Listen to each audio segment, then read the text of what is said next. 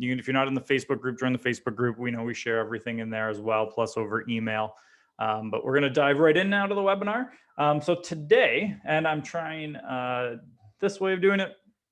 So can you share this recording after for those who have really terrible internet? Samantha, yes. As soon as I am done this and this video processes, and then I can upload it to YouTube, set it all up, I will share this out for everybody.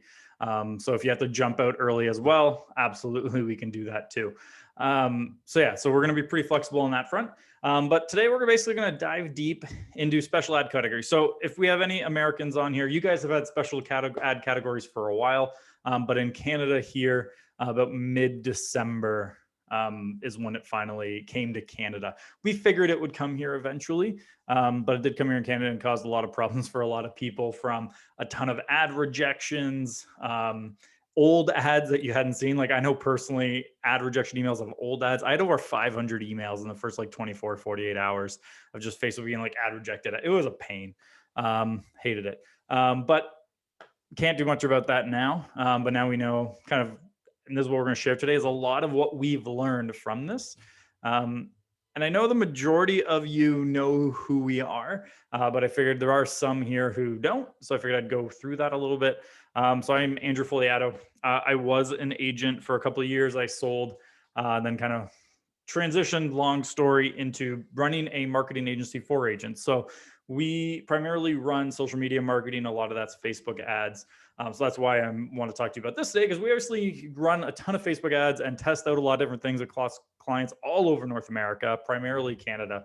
And so we really have a good handle on what works, what doesn't work, how this is impacting ads, and all that fun stuff. So we're just going to dive right in into everything here, so you can kind of see. But first, before we get into that, just in case you've heard about it in the news, I'm going to touch on it quickly about the iOS 14 drama. Like, Facebook and Apple are basically just having a pissing contest right now. Apple wants to change some rules around privacy. Facebook, for obvious reasons, doesn't like more privacy because that makes their ads less effective. So you've probably heard them say at some point this is going to impact small advertisers and small businesses. I don't think it's going to have a major impact for the real estate industry. A lot of this is more about like apps. So that's where the bigger problem is going to be. There will be some problems in terms of like tracking. So if you use like event codes for like new leads on your website, the extra, and like most agents aren't doing this. Like, we do it, but we even have ways to deal with this new company. Like, basically it won't make your reporting as effective, but if someone opts in, you're still getting the lead. So yeah, I wouldn't worry about kind of the iOS 14 drama. Basically, Apple is switching their things to make it, you have to opt in when you're in an app to be tracked by Facebook, but most agents aren't leveraging apps that way. So that really doesn't matter. So when you hear about all this stuff around iOS 14, just don't worry about it. If something changes, and there is something to worry about down the road, I will let you know. We'll certainly update everyone if we see any changes from it. The only thing I can see this really seriously impacting is it might bring ad costs a little bit up, since people advertising in apps won't be able to target as effectively. It might just push their ads out to other places, driving costs up. But like, I don't even think it would drive them up that much anyways. So again, I wouldn't really worry about it personally. If you hear about this stuff or you hear Facebook complaining about it, at the end of the day, this is just going to be Facebook and Apple fighting over billions and billions. And for the most part, we won't be affected. So don't worry about what's going on with iOS 14. If that changes at some point, I will let you know. But as of right now, this is not something we're worried about at all. Can you please send the Facebook group link when you can? Yes, I can grab it after. But if you go on Facebook and search The Wheelhouse Facebook group, it's like The Wheelhouse Tactics and Strategies for Real Estate Agents. You can request to join there. So the first thing I always want to ask is, and I hear this a lot, is like, why did Facebook actually do this? So I think it's important to understand where Facebook is coming from when they brought in this change, so you understand what's happening, especially if clients ask you, like, because they've probably heard about all the targeting you can do. And one thing we've noticed now, it doesn't happen that often, but sometimes we have clients who have like someone who is a Facebook ad expert as a client, and they've asked like why you can't do more targeting. But obviously a lot of agents don't kind of really know the right answer right now. So I wanted to bring it in. But basically what happened is There was a lot of shady stuff happening in Facebook ads. And what happened is primarily what kicked it off was a couple of years ago in Oakland. A landlord got caught running ads for tenants in his apartment building, but he specifically excluded Black people. So there used to be, and I don't think they don't even allow it anymore, but there was a targeting interest called ethnic affinity African American, and he excluded that from seeing the ad. And people found out. Obviously, they got pretty upset that he was trying to keep Black people out of his apartment. So Facebook came down, and if you remember a couple of years ago when you had to start certifying that you were complying with local regulations for fair housing, that's what that was. That was in response to the Oakland thing. But once you certified that you were complying with local laws, you could go right on discriminating again, which is what happened. So then someone in Minneapolis got caught doing the same thing. They started, again, excluding Black people from being able to see ads for rentals and got caught. And now they realize, okay, like just certifying you're complying isn't enough. So the government got involved. I believe Facebook was fined about $1 billion for allowing housing discrimination. And that obviously made Facebook wake up a little bit. And that's where in the US, a couple of years ago, they brought in this special category housing. And then just recently now they've brought it to Canada. So about mid-December, they brought it here. So it's in response to people actively using it to do some pretty bad things. So I think this is, from that perspective, a little justified. With that being said, I don't necessarily agree with like the 15-mile radius, which we'll get into. But I certainly understand where they're coming from. Plus, I mean, they got fined $1 billion. They're going to err on the side of caution now to make sure that doesn't happen again. So that's why this rule came in. It's because of the regulatory issues and the fact that housing is a human right. It also applies to anything credit related or employment related as well. So if you're a broker, manager on this and you do recruitment for agents, we'll talk about that very briefly. But because they sometimes see that as an employment ad, you will have to account for that. But that one's a really easy one to get around, to be honest. Like it took us 24 hours to not even have to worry about it anymore after that got brought in. So again, I wouldn't worry about that personally, and then just keep going. So what does the policy actually say? And this is where it's a bit of a pain. So I normally don't like reading long things on my stuff, but in this case, I think it's important. So basically, it's ads that promote or directly link to a housing opportunity or related service. And you can see here, including but not limited to listings for the sale or rent of a home or apartment. That's the big one for you, which is listings. So advertising listings, you have to use the 15-mile radius thing. Now, the or related service piece is where it gets to be a problem. I can understand rentals being in the category, but resale. Yeah, there's honestly just as much discrimination, to be surprised, like happening on the resale side as well. I mean, I don't know how much happens now, but like I know historically speaking, there's a lot of discrimination on resale. Like I know even as late as I believe the 60s in Canada, there's actually restrictive covenants on properties saying you couldn't sell this to anyone but a white person. So like people even on resale, it happens. So that's why they just make it across the board, because there are people who do try to keep other groups out of their neighborhoods, even on resale. So that's why they have to bring it in across the board. You can see the bottom here. This does not include ads designed to educate consumers. And then it says, or housing providers about their rights and responsibilities under fair housing laws. That's not a either or, that's included. So like an ad to educate a consumer or housing provider, like it's education ads still fall under or related service right now. It's specifically if you're trying to teach people about fair housing laws in your area. But it's supposed to really only be applicable for homes for sale for the most part. And that's that or related service thing. It really comes down to who is reviewing your case at Facebook, which is not a great thing. They just kind of blanket deny everything right now. So like seller ads, for example, shouldn't really be included in this. But right now they're kind of getting blanketed in it. So unfortunately, basically all your real estate related ads do need to have this turned on. Yes, it's a pain, but we're going to walk through kind of not really the ways around it, but kind of like what the different options are available to you now. We are working on a few workarounds for the ads that really shouldn't, just to not trigger the algorithm. And we can talk a little bit about how we're testing that out right now. And so if you want to test it yourself a little bit, you can. So what are the restrictions? So if you turn on special ad categories, it makes it so you can't target tighter than a 15-mile radius. So in some areas, like let's take Sudbury, for example, that's not a big deal. But if you're in Toronto, it's a pain because a 15-mile radius is a big piece, especially if you're on the border of somewhere. Like, for example, we are working with a client in Windsor and then also another one in Niagara. And the pain there was that a 15-mile radius, if you do it downtown, also includes a lot of the states. And that's not really an ideal thing when you're trying to get someone to buy a home, because there's not as much of that cross-border stuff happening. So you have to deal with it. So normally, like what we do in those cases, we just move it over, so it just covers even further inland into Canada instead of overlapping into the US. But you can't now do any like exclusion radiuses that make it smaller. So you just blanket 15-mile radius. This has not been a big deal for us. To be honest, with the ads we run, the results are mostly the same. The age, you can't change it from 18 plus. So everyone over the age of 18 has to be able to see your ad.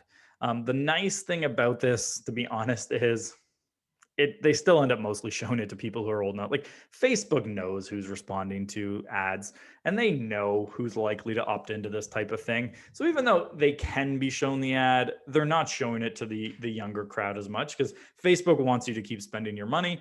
So they're going to show it to the people most likely to get you results so that they can keep having you spend money on ads. So again, I wouldn't worry too much about the age one. Gender, you can't change the gender from all. Again, I never even changed that before anyway, so I really don't care about not being able to do the gender thing. They also technically got rid of lookalike audiences. But the funny thing to me here is they didn't actually get rid of lookalike audiences. Like they said they got rid of them. They really kind of just changed the name, if I'm being honest with you.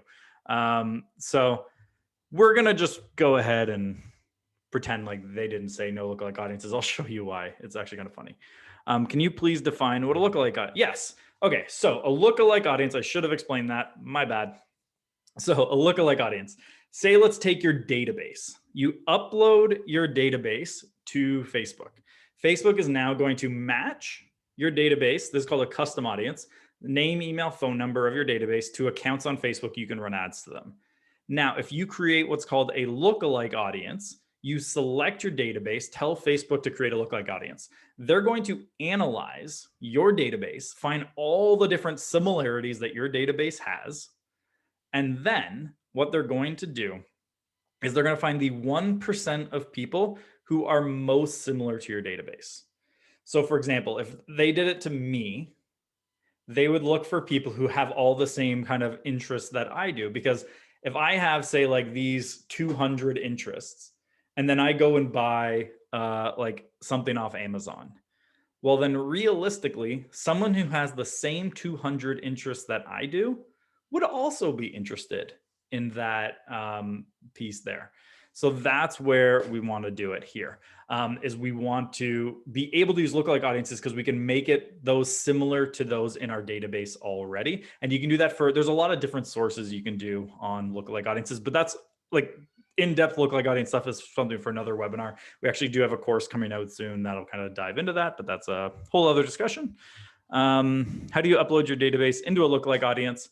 If we have time at the end of this, I can show you through a walkthrough, but if you go into your ads manager, there is a tab called audiences. You go in there and it's pretty easy to walk through, but I can send a video out after that explains that. It's pretty simple. I should have asked you earlier, do you have a step-by-step guide how to create a lead gen ad? Yes, we can share it again after the webinar because we don't really have time to go into that today, but I can certainly show you how to do that. It's fairly simple once you see how. The other thing they've done is you can't target interests the same way. So they've made it a lot harder now to target people's interests on Facebook. Because if you know how to take advantage of interest-based targeting, you could exclude people based on race just as easily. Like if you want to target a certain ethnicity, it's actually really easy with interest-based targeting to do that. But you could also then do it as an exclusion, and now you're staying excluding them. So they've limited what you have, and it's very generic. It's not great. And then they've limited the ability to exclude anyone at all. The only thing I don't like about this no exclusion thing is it got rid of the ability for us to exclude other agents from seeing your ads. It's not the end of the world, but we've seen everywhere from like 10 to 30% of opt-ins being other agents. That more depends on the size of your market and the amount of agents. So if you're in the GTA, for example, where there's 50, 60,000 agents, there's a lot of agents who might opt into it. If you're in Ottawa where there's 3,000 total, that's not a big enough number to really matter for this case, but that's okay. But these are basically the main rules here. 15-mile radius, everyone over the age of 18, you can't do by gender, technically no lookalikes. Limit your interests, and you can't exclude everyone. I would love to see the lead gen walkthrough as well. I will flip that out after. Hey, Ottawa has over 6,000 agents now. That is good to know. So if Matt Richling is on here, I'm going to blame you because you told me 3,500 like 4 weeks ago. So I'm going to blame Matt, who actually runs a real estate group in Ottawa for agents. So Matt, you're getting me here. So thank you, Michelle, for correcting Matt. That actually impacts one thing I'm doing. So I will have to go update something. So thank you. Okay, so how it works. It's actually really simple. When you're building your ad, you just have to click on and then select housing, and that's it. So you have to do this for every ad, but once you do this, it's not going to let you discriminate anymore. It basically, as long as you build the ad with this on, you're good. So you just flick it on, select housing, and go.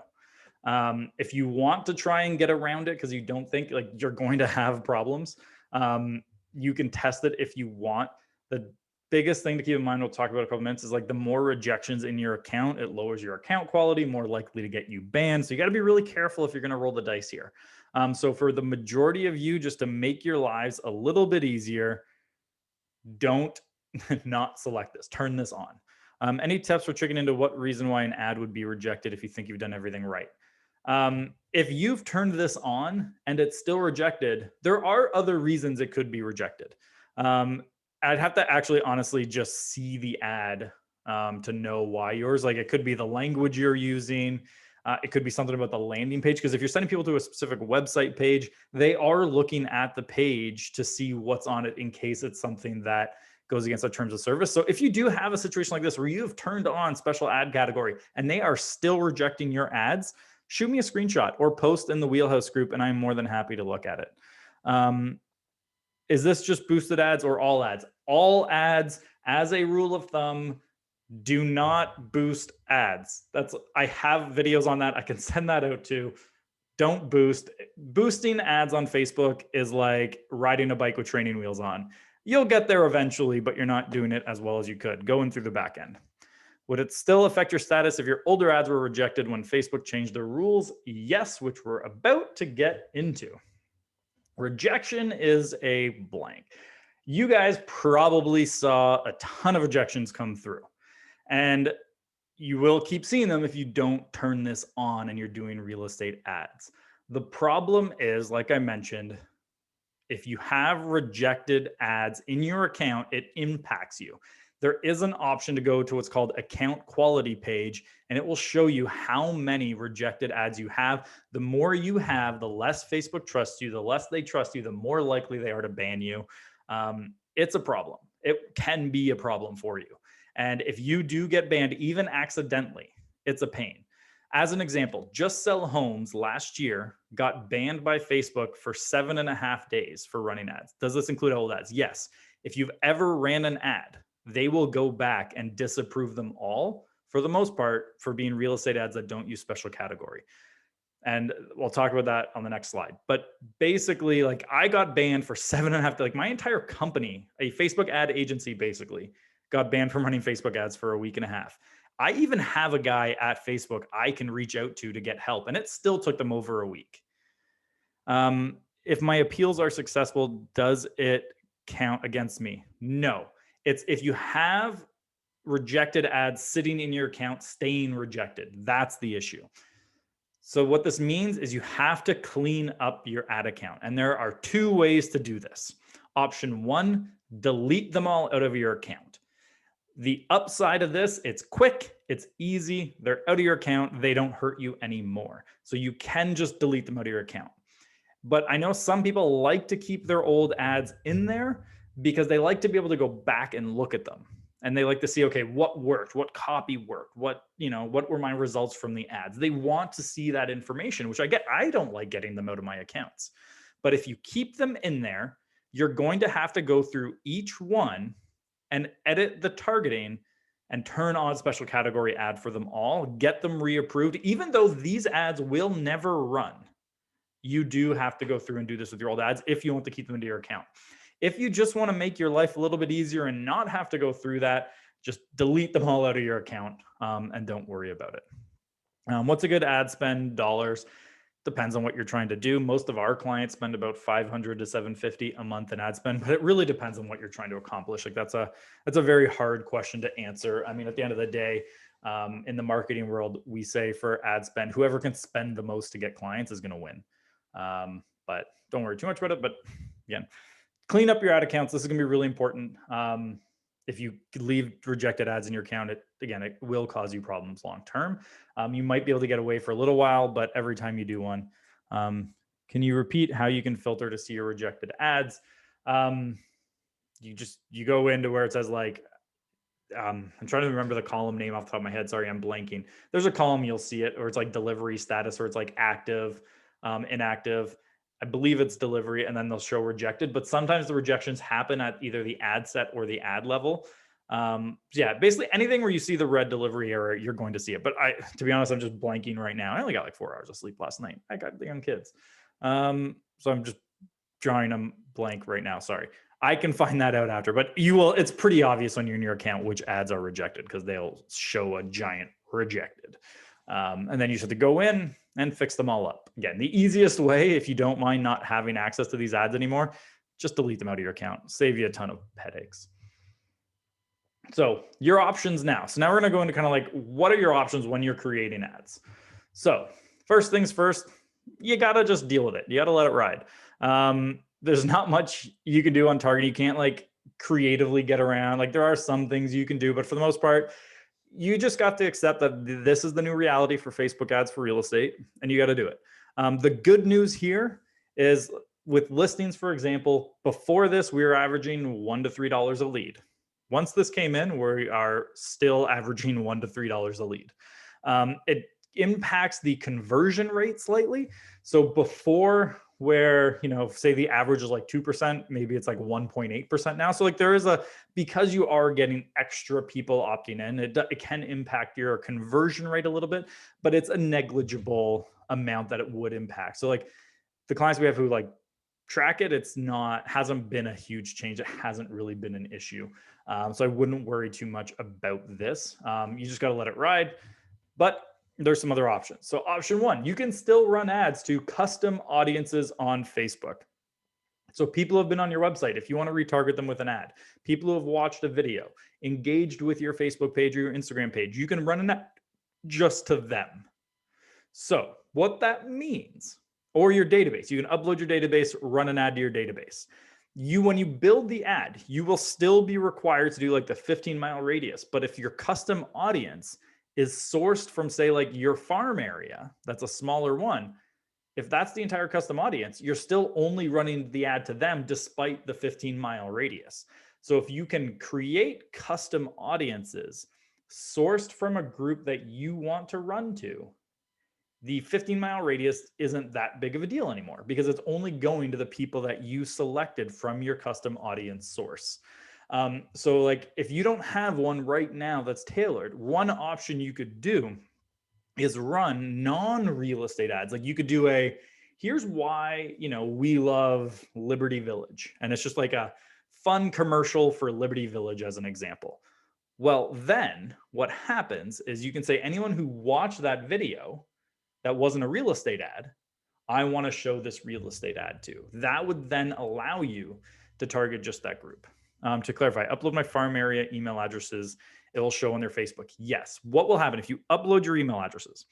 it will match those email addresses to accounts on Facebook. That doesn't mean you're going to get a 100% match rate. We found when we're targeting consumers, it's about a 60% match rate roughly, because not everyone is going to use the email that you have for their Facebook account.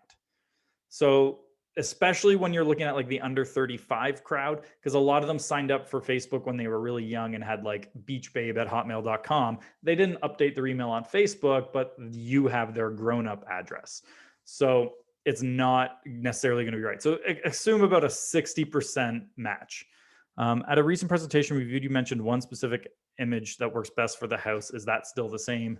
Yes. If we have time, I can remind you the image that is. It's a stock photo of a home that kind of looks like the house from Modern Family. If you watch the show, you'll know what I mean when you see the stock photo. Okay, the other option. So they actually lookalike audience, they just renamed. Now they just call it a special ad audience. It works the exact same. You go in, you pick your source, which in this case might be your database. You say, I want to get people in Canada who are the most 1% similar to my database. If my database is entirely built in the town that I live, do you know who is the 1% of people most similar to my database? Other people who live in the town that I live in. And they're going to show the ad to them, even with a 15-mile radius for the most part. So this, if you have a database, and what we say roughly as a rule of thumb, because of the 60% match rate, you need at least 100 people in an audience to run an ad. You'd want to be able to upload at least a list of about 200 people. The bigger, the better, but at least 200 is about where that number is that you probably want. You could probably get away with like 150, but you're on the edge. But 200 people in a database, it's a great way. You just do these special ad audiences that's not a lookalike, and you can still run lookalike ads like normal. So basically when you're creating the ad and it says custom audiences, you just click on create new special ad audience. My farm isn't that big, so don't do it. So if you say had 100 people in your farm, well, go grab another 100 random email addresses for people outside your farm. It's still half your farm. It's still more targeted than if you didn't do it. But I can also show you another way to target your farm coming up. But that's one way. Like this is a great way to do it, but it's not perfect for everyone. Another way to do it is you can run with the special category, but to people who like your page or to friends of people who like your page. So we don't normally care about page likes, but this is one instance where they can have some value. So if you hypothetically have 1,000 people in your little area that like your page, you can run ads to them and then their friends only with your special category targeting. So assuming their friends are mostly local as well, they're going to see your ads. It's not a perfect solution, but this is another way you can further narrow down the kind of targeting limitations that we have and still get it by the Facebook's rules. So if you have a decent page following, and again, this is important that you have to know the type of people who like your page. Because for example, we worked with an agent who had about 10,000 likes on his page. And we actually looked at it, almost half were just real estate agents because he was one like the biggest in the area. So everyone was liking his page to follow what he was doing. So now if we're going to run ads to people who like your page and you have 10,000 and half of them are agents, you're just spending money to reach other agents. And that's not always effective. So to do like leverage jump, you really have to know who it is that likes your page and you have to have enough page likes to make it worth it. But the friends of people who like your page could work. The other way that we like to do it is use the ad copy and the creative. And I'll show you what I mean by that. But basically, the words in the ad and the imagery and videos you might use can have a big impact on how your ad's shown. So as an example, option one, if you used to say, find out what your home is worth, now just say, find out what your new market home is worth. And what's going to happen here is people from Newmarket. So let's take Newmarket as an example. If we do a 15-mile radius, we're going to go up to like just south of Barrie. We're going to go all the way down to like the 407. If you know the GTA, that's going to make sense to you. If not, it won't. But basically, it's a much larger area than Newmarket. But if someone in Markham sees an ad that says, find out what your Newmarket home is worth, they're going to move on and not pay attention to the ad because right away, Newmarket says, I'm not interested in this ad. But who's going to stop and look at it? People in Newmarket. And as more people in Newmarket are the ones looking at the ad, Facebook will start optimizing the ad to the people most likely to respond, which is Newmarket people. So it might take a little bit longer to get your ad running in terms of results, but it'll start optimizing it for people in the area that you're saying in your copy. So more important than ever. And I even recommended using this type of language before this came into play, because that still makes them more likely to opt in if the name of their area is in it. But when you do it this way, you can still do it. If you want to go after multiple areas, like say we wanted to go like 5 different areas, you can also do like a carousel ad, and each card on the carousel corresponds to a different area within that 15-mile radius. But use the copy and big, bold, like you always want it to be above the fold. So if you write like a 3rd or 4th line, it goes to like the see more option in the amount of text. You want to make sure before that see more, it has the name of the area you're targeting, you want to target. And then in the headline, ideally, you also put the name of it in there as well. And again, over time, this will make your ads more effective because it'll be optimized for them to see it. So this is one way we do it quite a bit. Can you hyperphrase this copy if targeting a condo complex? Yeah, absolutely. Try with everything. Again, it's like 15-mile radius. It's going to take time. Like it's easier to do this for like a town than it is for like a single building or condo complex, because it still has to cycle through to those people. So lookalikes would be a little bit better in that case, probably, but it still works. And then with imagery, drop a map. Like if I live in Barrie, I'm going to see this and be like, that ad's about me. I will stop and look. If I'm in, I'm 10 miles south of this, I'll probably just keep scrolling if I see this. So you can use creative things like this. The other thing you can do is take a photo of you standing in the neighborhood. Like a great one you could do is like, if you're, for example, we do with some clients is like, hey, I have a buyer looking to buy in your neighborhood. If you're thinking of selling, let me know. Well, go stand in the neighborhood, like under the main street sign, and be like, our buyer wants to buy on this street or this street or this street. And you're actually standing in the neighborhood where they'd recognize it. But basically use the name of the area also in the images, because it gets people attention who lives there, and people who don't live there are more likely to keep going. So it can work really well that way. But you can get creative with this. This is a pretty easy thing to do. You just, go and find these screenshots and you can start updating them. So I recommend using this type of thing. I mean, and I'm just looking at this image on screen right now. If I were to redo this ad, and I'm going to send a note to my team, I would have it where it is now with like the pin on Barrie. But even up top where it says, what's my home worth? I should have added into that, what's my Barrie home worth, to double down on that piece there about Barrie. And this is just a great way to still allow it to optimize for those right people. So use the copy, use the imagery, use the video to talk about the area you want, so that people in that 15-mile radius that you don't really care about per se, they'll just kind of move on from the ad, and you'll still have it most likely go to your ideal audience. Right now, the copy that you're using is some of the most important stuff that you can leverage here. Do you find video better than images for reception? For branding, video is usually better. If your goal is leads, we always get more leads using images over video. Like the easiest examples with listings, where I mentioned we average like $1 to $3 a lead off an image.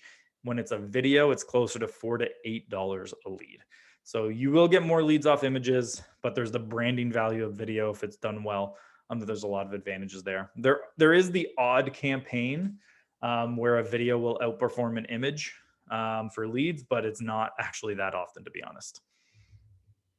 Okay, so the other option you have here, for these location-based ads, do you go for click-through instead of impressions? I don't care about click-through or impressions most of the time, to be honest. I look at cost per lead. That's all I really care about. Click-through can obviously impact cost per lead, but that's just like an indicator of success. At the end of the day, I care about the actual cost per lead. So impressions, and to be honest, for the most part, I don't care about impressions at all. I more care about, am I getting, like, I'd rather 1,000 impressions and 50 leads than 10,000 impressions and 1 lead. So optimize for leads if that's your goal. So the other way you can target is strategic partnerships. So let's say you are a broker manager and you want to target agents. Who else targets agents? companies like mine. You could come to a company like mine and be like, could we target people who have been on your pixel? So you could say, look at who locally markets online or has like an engaged Instagram following. Ask them if they can share their pixel data with you. And now you can run ads to their audience. You have to have a good relationships with people. It has to be someone who understands what all that means. But this is another way you can target your ideal audience, is piggybacking off other people who aren't restricted this way. So local companies that don't have the same restrictions and are able to keep building an audience, now you just ask to basically piggyback off them. Yeah, you might have to offer them money or some other types of incentives to get this. But if you can form partnerships with people who aren't restricted by these rules and then piggyback off them, it can work. Since there's 3 different areas to do ads, the Facebook Ads app, the Ad Center on Facebook, it's best to use Ads Manager. Always use the Ads Manager. I only ever use the Facebook Ads app to check results and turn on or off a campaign. I never use it to make ads. We don't use boosting posts. We only use the Ads Manager to build ads because it is the most effective way to do it.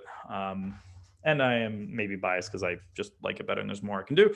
But just use the Ads Manager and your life will be easier at the end of the day. So that, in a nutshell, is everything you need to know about this. What about Creator Studio? We use it for like the organic stuff sometimes, but to be honest, I just find the Creator Studio a bit of a pain. So still, facebook.com/ads manager. When you're building ads in your life will be easier. You get a lot more flexibility. So that's everything you need to know about the thing. If you have questions, put them in. I will stick around and answer them for a little while. But first, if you want more insights like this in your inbox every week, so we also can give out like tactics and strategies, lessons we've learned from our marketing. We also are going to be doing, I do this for my clients right now. We like really dive into agent marketing. So actually I mentioned Matt Richling earlier, and a couple of weeks ago in our email, I broke down Matt Richling's condo marketing strategy. And we do content takeaways, giveaway. We actually have all of this. It's a new newsletter we're launching right now. It's only for clients. We're going to make it available for $10 a month to subscribe. So if you want a weekly email, it goes out every Thursday. That's just like basically my mind dumped into an email. Take you 10 minutes to go through. Then it's $10 a month. You can join and get our regular email that goes out. It's called the JSH Elite email. If you're interested, just go to jshelite.com. It's $10 a month, cancel anytime. But we basically try to put everything that's in here into an email and send it out to you every week. Is HST charged on our ads? Nope. The government, I've heard, is trying to change some rules to be able to do that, but right now they not. Stupid question, not related to special ad cutter. If I switch to Canadian dollars instead of US dollars, it says it will close this account and create a new one. Any reason I shouldn't do that? You'll lose access to the account. So like your old ads, you wouldn't see the results anymore. If you don't care about that, then just switch. If you care about that, then don't. But it's not a big deal. The only like main impact is if you have like the pixel on your website, the pixel's tied to the ad account. So you would in theory lose kind of the old pixel data. So then the way around it then is keep that account open a business manager, create a second ad account in there, and then share the pixel data to your new account that's set up in Canadian dollars. Any good suggestions on how to get more info on how to get leads from Facebook ads? For listings, usually listings is the easiest way. Treat your ads like a movie trailer. You're giving them enough information to get excited, but to get the ticket and see the whole movie, they got to give their information. How do you view your pixel data? You go into your account under the events manager, you can kind of see it. They're not going to like tell you who the people are, but you just have to go into your ad account under events manager, and it'll give you a breakdown of some of the things you can see. Yes, Jessica, you should hire justsellhomes.com. But anyways, that's everything you need to know about the special ad category. Oh, I see there are in the Q&A as well some questions there that I wasn't seeing it. Can we get a recording? Yes, you can get a recording. Is this just boosted ad, all ads? Oh, did just make sure. Okay, I answered most of these already. How long should a paid ad be run for to be most effective? Run the ad as long as it's getting results. You don't stop it if it's still getting results. We've had ads we had to turn off after about 2 weeks. We've had ads we've kept running for 14 months because they kept getting results. Rough rule of thumb, we use $10 a day per 100,000 people in the audience to keep it going. And again, I'm glad you guys all enjoyed this. If you want to keep getting information like this in your inbox every week, jshelite.com. It's $10 a month, and we will send you a ton of great info to your inbox every week. And I think it'll be worth it. I'm sorry, I know you've mentioned this already, but we're now unable to exclusively advertise to a man or woman. Yes, you can no longer narrow it down by gender. You have to just open it to all. Now, if you have a custom audience of, say, 200 men's email addresses, you could just run it to that. That would only go to men. All right, so thank you very much, everyone, for coming. It looks like that's all the questions. I'll stick around just in case anyone's typing, but that's everything. I'm going to send out a recording. So what we're going to do, once this is done, it's going to take a few minutes to process the recording. I will then upload it to YouTube, embed that into a blog post on my website. I'm embedded it as a blog post because then I can retarget everyone who goes to that page. And then I'll send that out to everyone who registered. How do you connect your email database to Facebook? If you go into the ads manager audience section, and then this shows like your database, you can just upload it. I can send out a video that shows you how to do it. If we opt to the newsletter, do we join the Elite Facebook group? I am shutting down the Elite Facebook group, and it's transitioned. So the JSH, the Elite was the old one. So the Wheelhouse Elite Facebook group's going away, and it's turned into email.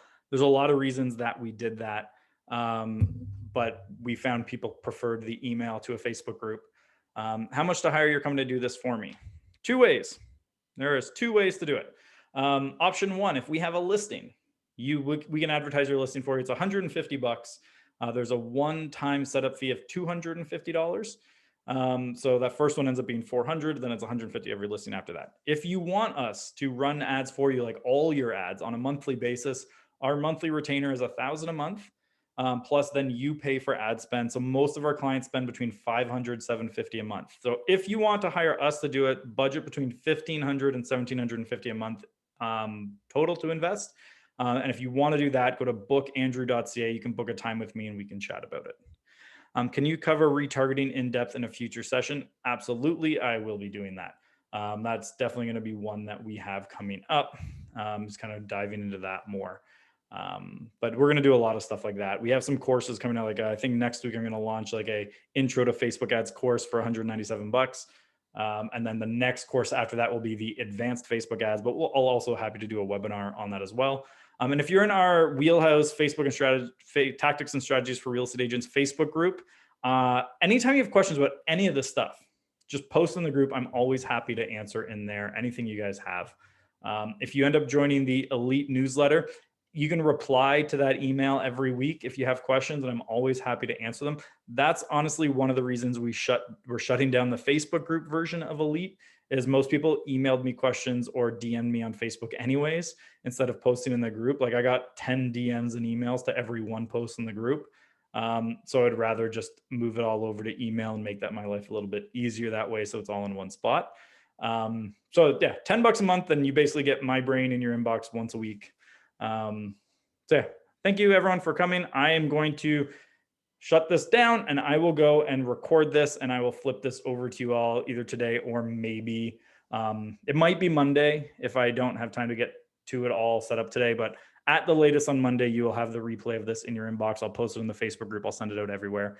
Anyways, I appreciate you guys all spending time with me. I hope you guys all have a great weekend, and stay safe out there. Have some fun as much as we can these days.